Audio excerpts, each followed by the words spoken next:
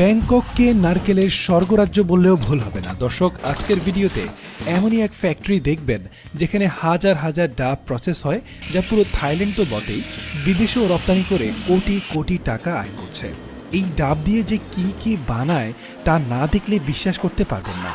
এত বিপুল সংখ্যক ডাব প্রসেস করার জন্যে তাদের রয়েছে অত্যন্ত দক্ষ কর্মী, যারা হাতের জাদুতে নিমিষেই কঠিন কাজগুলো আঞ্জাম দিয়ে থাকে।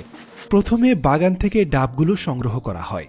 দর্শক, থাইল্যান্ডের নারকেলের বাগানগুলো কিন্তু একদম ইউনিক। নারকেল গাছের পাশ দিয়ে তারা এভাবে পানি ড্রেন করে দেয় যেন গাছগুলো পর্যাপ্ত পরিমাণে পানি পায়, সাথে পাড়ার সময় ডাবগুলো পানিতে ফেলে খুব সহজেই সংগ্রহ করা যায়। ডাবগুলো সংগ্রহ করে ফ্যাক্টরিতে আনা হয়। ফ্যাক্টরির কর্মীরা পিকআপ থেকে ডাবগুলো খুব দ্রুততার সাথে নামাচ্ছে। সবার সাথে এই ফ্যাটম্যান ভাইও অনেক পরিশ্রম করছে, যদিও তার পেট কমার কোনো লক্ষণ দেখছি না। যাই হোক,